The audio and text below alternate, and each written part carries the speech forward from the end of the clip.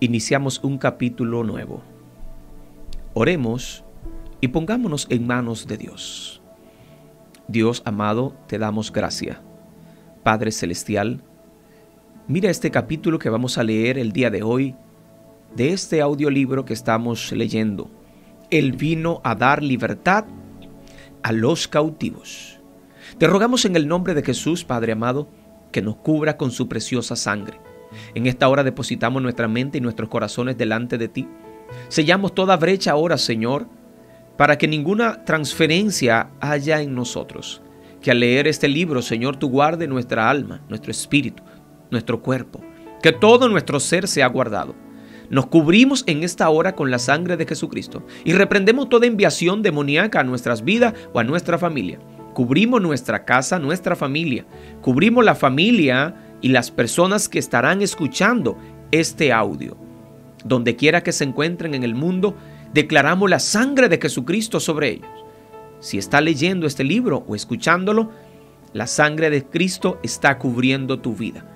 Le damos gracias a nuestro Señor Jesucristo porque Él ha traído esto para edificar nuestras vidas. En el nombre poderoso de nuestro Señor Jesucristo. Amén.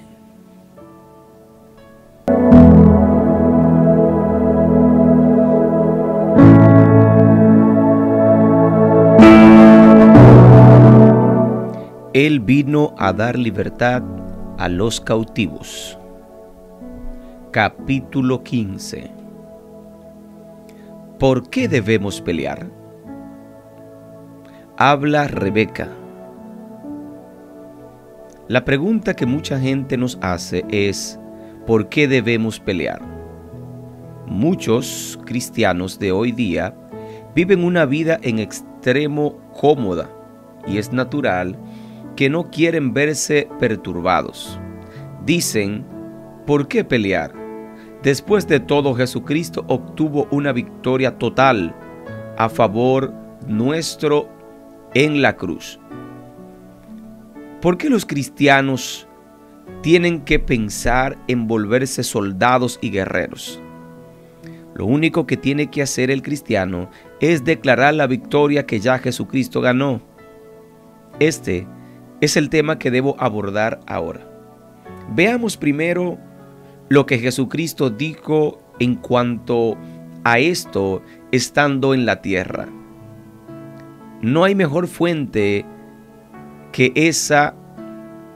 Jesucristo dijo en Mateo 10, versículo 34 al 39. No penséis que he venido para meter paz en la tierra.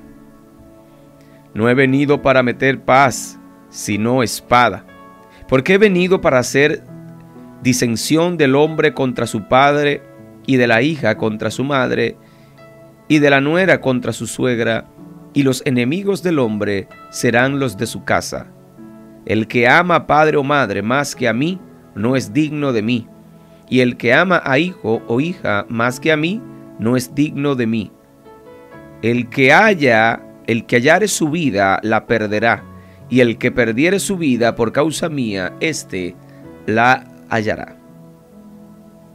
Fijémonos que Jesús dice en el versículo 34, no penséis que he venido para meter paz en la tierra.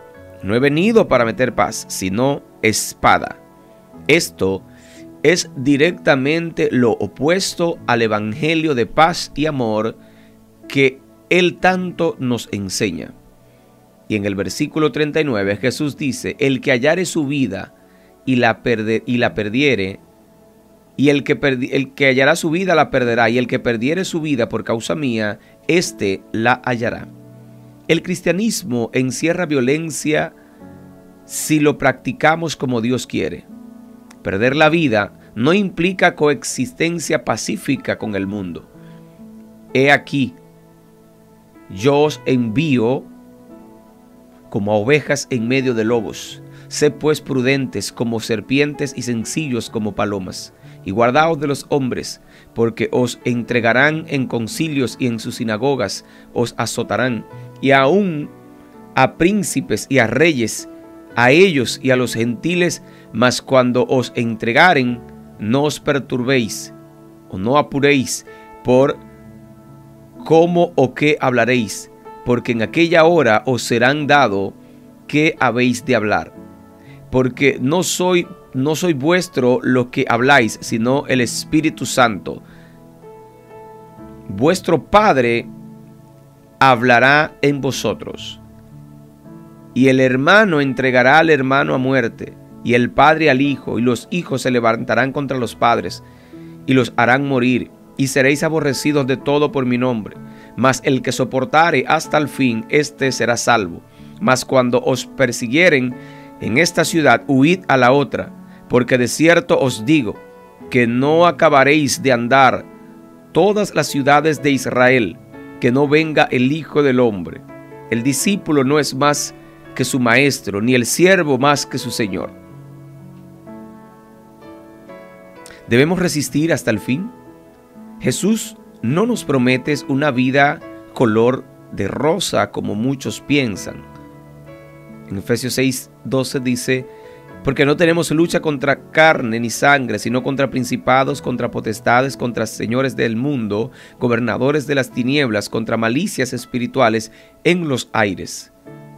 Aquí Pablo enfatiza nuestra lucha en el mundo espiritual. En Mateo 10, versos 6 al 14, Jesús habla del mundo físico y la persecución física.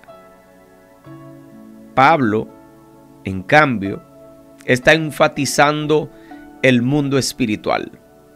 Los dos están interconectados, pero en nuestros días y en mi país, la persecución física todavía no es muy fuerte en la mayoría de los aspectos. No dudo que tal persecución venga pronto. Mientras tanto, nuestra batalla es primordialmente en el reino espiritual. Pablo le dijo a Timoteo en 2 de Timoteo 2, verso 3 al 4, tú pues sufre trabajos como el fiel soldado de Jesucristo. Ninguno que milita se embaraza en los negocios de la vida, a fin de agradar a aquel que lo tomó por soldado. Y Judas, en el verso 3, dice: amados, por la gran solicitud que tenía de escribiros de la común salud, me ha sido necesario escribirlo, amonestándoos que contendáis eficazmente por la fe que ha sido una vez dada a los santos. ¿Por qué debemos pelear?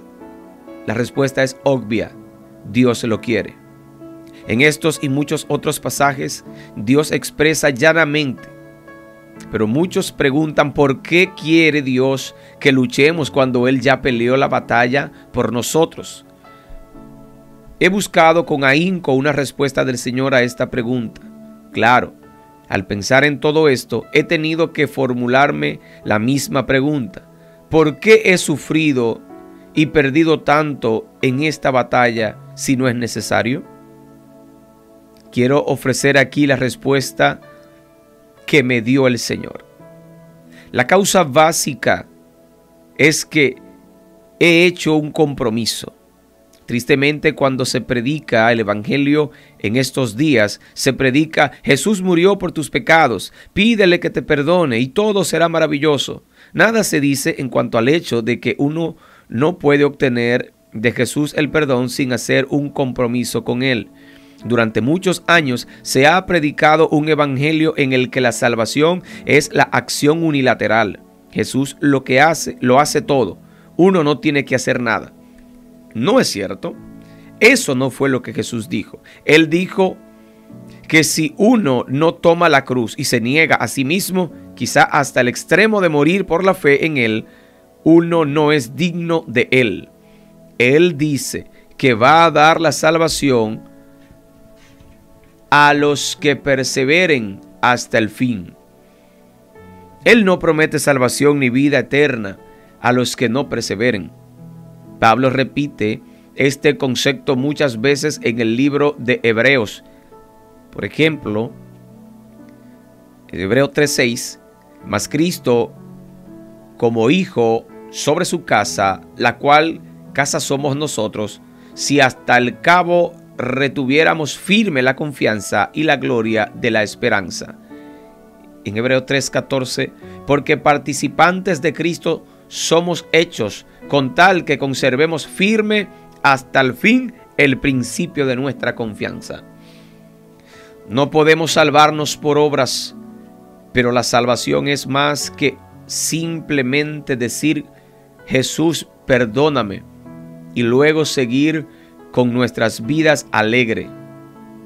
Es una entrega total, completa a Jesucristo. Literalmente nos vendemos a Dios como mucha gente en el satanismo se vende a Satanás. Somos entonces deudores, somos comprados y ya no nos pertenecemos, ya no tenemos derechos propios. Somos siervos. La palabra entrega no se enseña ni practica el día de hoy. La mayoría no sabe lo que quiere decir entrega. La entrega total no es obra. La entrega total es un contrato en el que literalmente nos vendemos. Pablo dice en Romano que él es deudor. Romano 1:14. Cristo compró a Pablo igual que nos compró a nosotros. La salvación es una venta, una transacción. Entregarnos no es hacer algo, es vendernos. Jesús nos compró y pagó por mucho por nosotros. Si no, perteneciéramos a Satanás e iríamos al infierno. La única salida es a través de una transacción de compra-venta.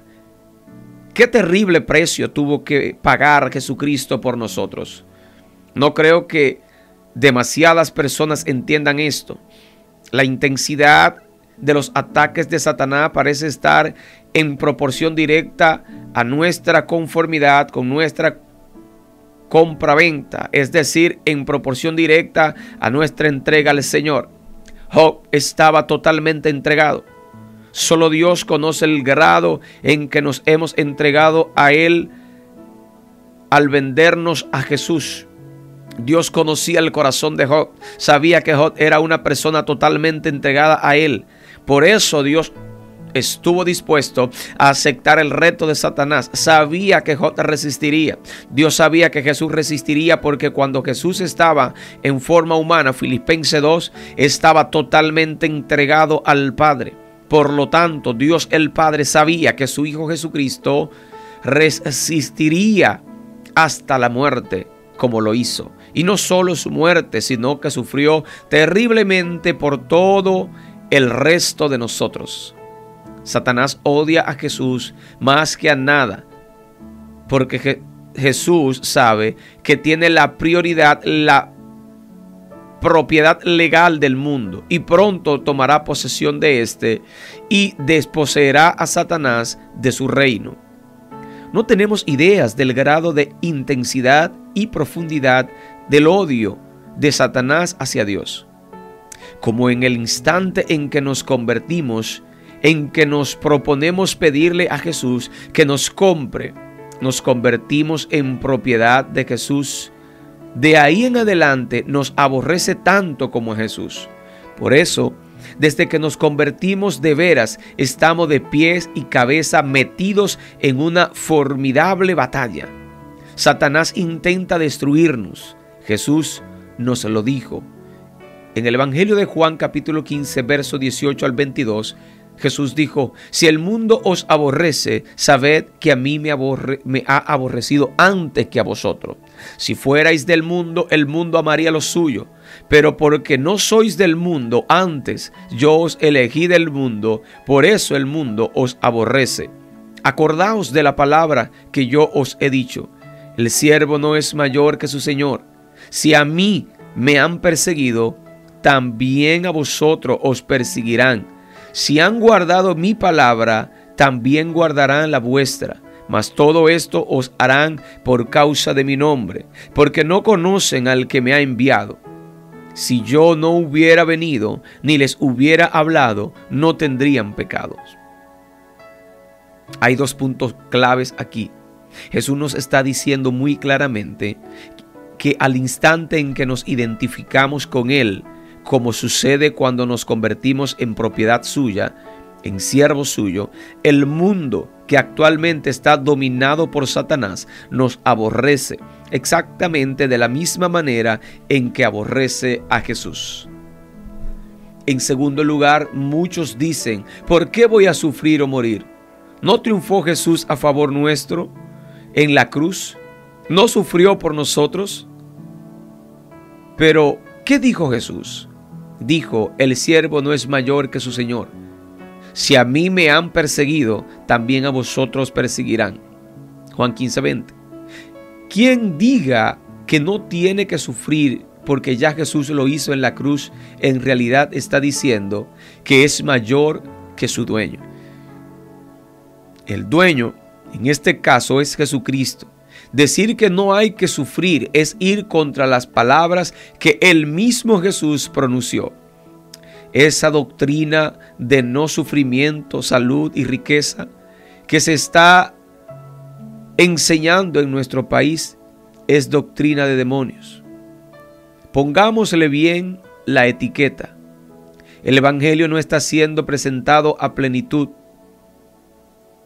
¿Cuándo le han oído a un evangelista decir: puede alcanzar la salvación, pero con la condición de alcanzar la salvación, pero con la condición de que esté totalmente entregado, vendido a Jesucristo, que no hables de sus derechos personales, que no te pertenezcas, que no tengas ningún derecho? Vas a convertirte en siervo. En esencia, está firmando tu propia sentencia de muerte, porque Satanás te odiará y tratará de matarte. Estás obteniendo vida eterna y ciudadanía en el cielo. Renuncia a tu vida en la tierra para ganar la vida eterna en el cielo. ¿Cuántos predicadores conoce usted que hablan así?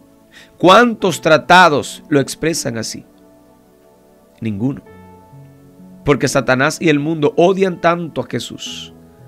Porque desde que vino no tiene excusa por su pecado. Juan 15:22, Jesús dijo: y esta es la condenación, que la luz vino al mundo y los hombres amaron más las tinieblas que la luz, porque sus obras eran malas. Juan 3:19. Tenemos que entender que cuando aceptamos a Jesús como Salvador, Señor y Dueño, estamos aceptando ciudadanía del cielo y muerte aquí en la tierra. Yo personalmente no creo que podemos tener salvación bajo cualquiera otras condiciones. Total entrega es lo que Jesús demanda a través de los evangelios.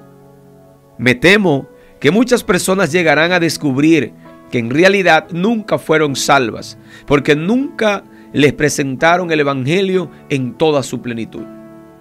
Por eso es que no podemos separar batalla y salvación. La salvación lo pondrá usted en conflicto directo con Satanás. Yo sé que entré en conflicto directo con Satanás el día que me entregué totalmente a Cristo en mi primer año en la escuela de medicina. 4 años más tarde, cuando el Señor me preguntó si quería consagrarle mi vida para que Él la usara en la forma que Él creyera mejor para combatir a Satanás, no estaba entregándome de una manera diferente. El Señor me estaba desafiando a demostrar hasta qué punto cumpliría lo que había prometido al principio. Estaba abriendo mi comprensión a las implicaciones de esta entrega. Al identificarme con Cristo, hice de Satanás mi más acérrimo enemigo. Vez tras vez Jesús nos dice que debemos seguirlo hasta la muerte. Veamos varios pasajes. Lucas 14, 26, 27 dice: si alguno viene a mí y no aborrece su padre, madre, mujer e hijos, hermanos y hermanas, y aún también su propia vida, no puede ser mi discípulo. Y el que no lleva su cruz y viene en pos de mí, no puede ser mi discípulo. Lucas 14, 26, 27. Ahora, ¿qué significa llevar la cruz? Para la mayoría, si es que han pensado alguna vez en este pasaje, significa soportar las cosas malas que se nos presentan. Veamos lo que dice Mateo 16. Entonces Jesús dijo a sus discípulos: si alguno quiere venir en pos de mí, niéguese a sí mismo, tome su cruz y sígame. Porque todo el que quiera salvar su vida la perderá, y todo el que pierda su vida por causa de mí la hallará. Porque ¿qué aprovechará al hombre si ganare todo el mundo y perdiere su alma? ¿O qué recompensa dará el hombre por su alma? Porque el Hijo del Hombre vendrá en la gloria de su Padre con sus ángeles. Entonces pagará a cada uno conforme a sus obras. Mateo 16, 24 al 27. Les digo que la cruz es un instrumento de muerte. Llevarla no es simplemente soportar las pruebas aquí en la tierra. La cruz quiere decir literalmente nuestra muerte. ¿Y qué es morir? Para mí quiere decir que al consagrarnos a Dios, hemos entregado en sus manos todo lo que a nosotros concierne. Todo pertenece a Él. Sé que en el instante en que hacemos esto, Satanás va a pedirle a Dios que le entregue ese todo. Y como en el caso de Job, puede ser que el Padre se lo conceda. Para mí, morir diariamente es poder perder día a día todo lo que amo en este mundo, literalmente. Dios no siempre requiere esto, pero la mayoría de las personas no están dispuestas a este tipo de entrega. No están dispuestas a tomar su cruz. Cuando Jesucristo nos compra, nos volvemos extranjeros en la tierra y surge una barrera entre nosotros y todos los demás de este mundo. Jesucristo, nada de este mundo nos pertenece. Es muy doloroso. La cruz es probablemente el método de ejecución más doloroso. Así que lo que estamos haciendo es comprometiéndonos a una vida de dolor, porque tomar la cruz todos los días es doloroso. Así de simple. Esta no es la manera en que suele anunciarse el Evangelio, pero es como Jesucristo lo presentó. Permítame aclarar algo. Uno no debe imponerse sufrimientos de cruz. Eso solo puede hacerlo Dios. En otras palabras, quienes se causan dolor físico pensando que eso es llevar la cruz, están en un craso error.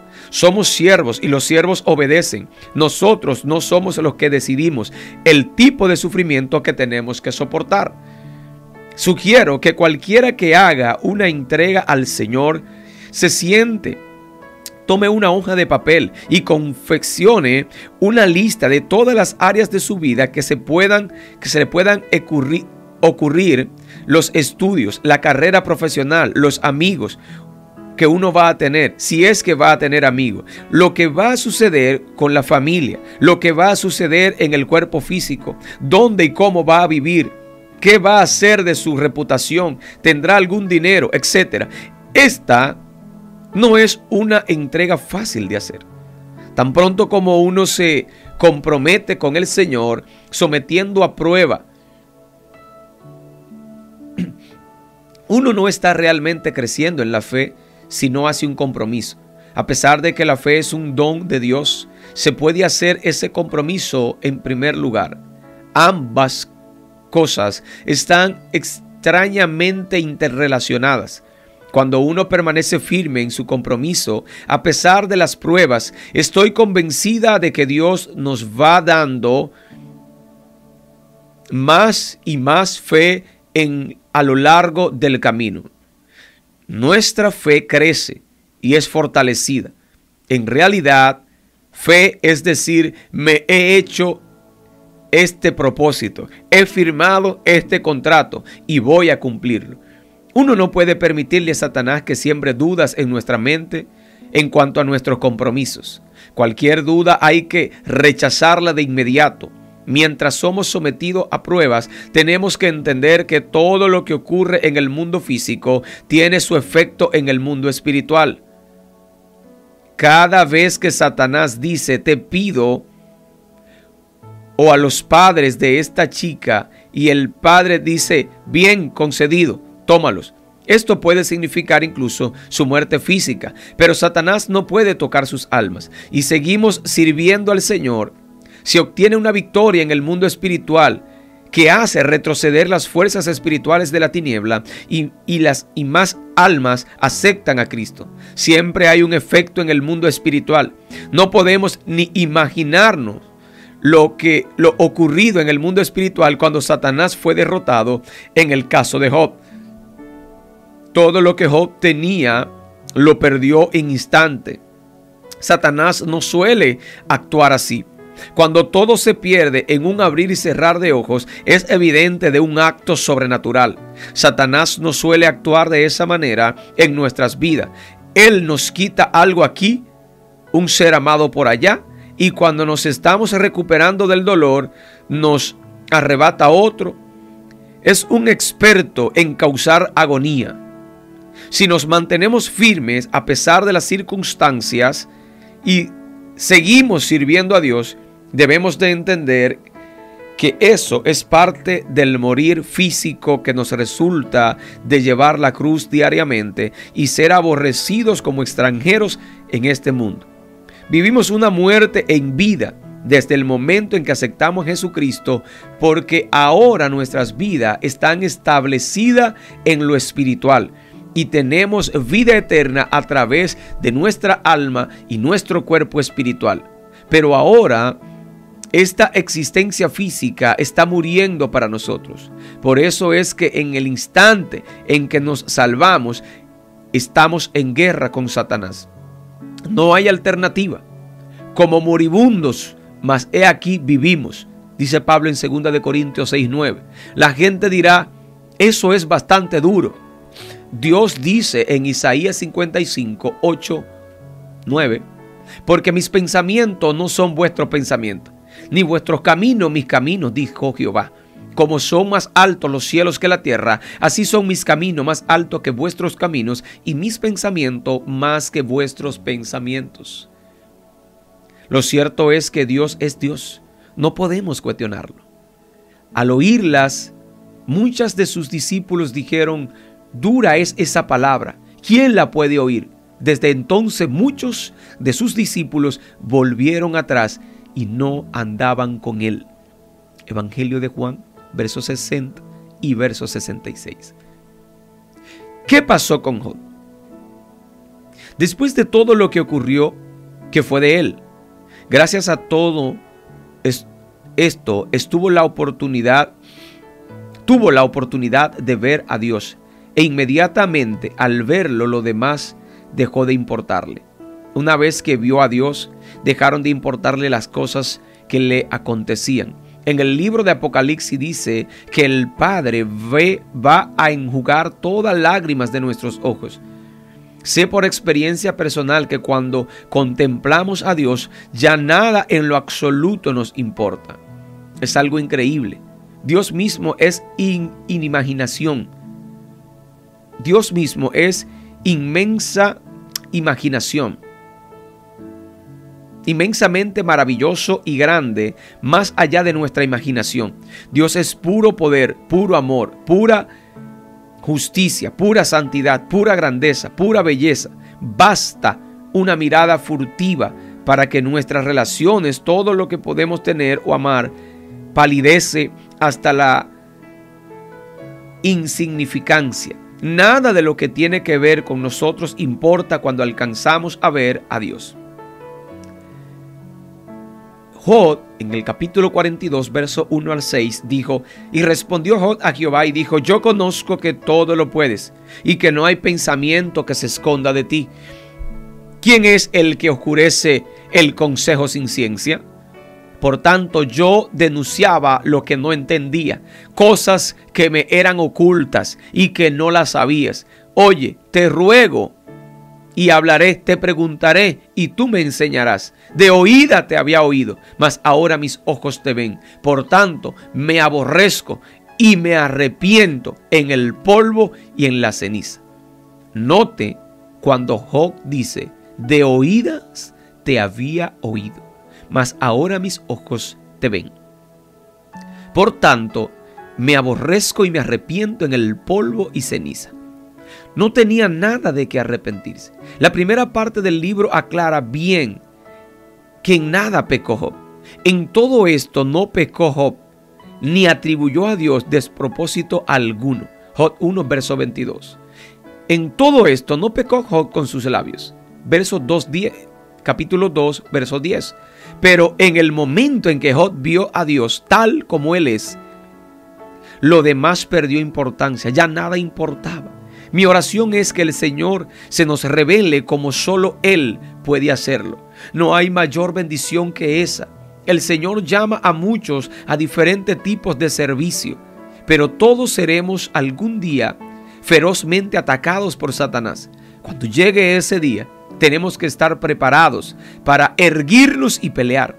Si lo hacemos y resistimos hasta el final, Jesús nos dará la corona de vida y tendremos la indecible bendición de ver a Dios tal como Él es, en toda su gloria. Apocalipsis 21, 3, 4 dice: y oí una gran voz del cielo que decía: he aquí el tabernáculo de Dios con los hombres, y morará con ellos, y ellos serán su pueblo, y Él mismo Dios será su Dios con ellos, y limpiará Dios toda lágrima de los ojos de ellos, y la muerte no será más, y no habrá más llanto, ni clamor, ni dolor, porque las primeras cosas han pasado. Gloria al Señor, son pasadas. Amén. Hasta aquí el capítulo 15 del libro Él vino a dar libertad a los cautivos. Oremos. Padre amado, te damos gracias, Señor Jesús. Bendecimos tu nombre y te glorificamos, Padre, en esta hora. Reconocemos tu deidad, tu poder, tu soberanía, tu gracia, Señor. Nos rendimos, Señor, en esta hora, Padre, delante de ti, pidiéndote, Señor, que seas tú cubriendo nuestras vidas en esta hora, Dios del cielo. Padre, mira en este momento que termino de leer este capítulo, entregamos, Señor, nuestros pensamientos, nuestra mente, nuestro cuerpo delante de ti, Padre, y te rogamos que nos cubra con la sangre de nuestro Señor Jesucristo. Padre, no aceptamos venganza, transferencia, no aceptamos enviación diabólica, demoníaca, nos cubrimos con la sangre de Jesús, declaramos que la palabra de Dios habita en nosotros, tomamos tu palabra, nos cubrimos ahora, nos revestimos ahora con toda la armadura de Dios, Padre amado, en el nombre poderoso de Jesucristo. Yo te pido que cubra mi familia, Señor, que guarde, Señor, mi casa, Padre amado, que guarde, Padre, los miembros de la iglesia, Señor, Padre, que guarde y bendiga a cada alma que escucha, Señor, este audiolibro en cualquier parte del mundo, Padre. Les bendecimos en el nombre de Jesucristo en esta hora, Padre, y proclamamos la sangre de Jesús sobre ellos, sobre su casa, sobre su familia, sobre sus seres queridos, Padre amado, y pedimos en el nombre de Jesús que tus ángeles acampen alrededor nuestro y nos defiendan, Padre. Señor, guárdanos, Padre mío, cúbrenos, permítenos entregarnos de manera total, permítenos entregar todo a ti, Señor, en el nombre de Jesucristo. Te lo rogamos, Dios del cielo. Te damos toda gloria y toda honra, Padre, en el nombre poderoso de Cristo Jesús. Amén.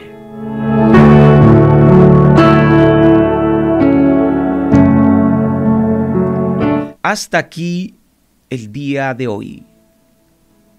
Que sea Dios bendiciendo nuestras vidas en el poderoso nombre de nuestro Señor Jesucristo.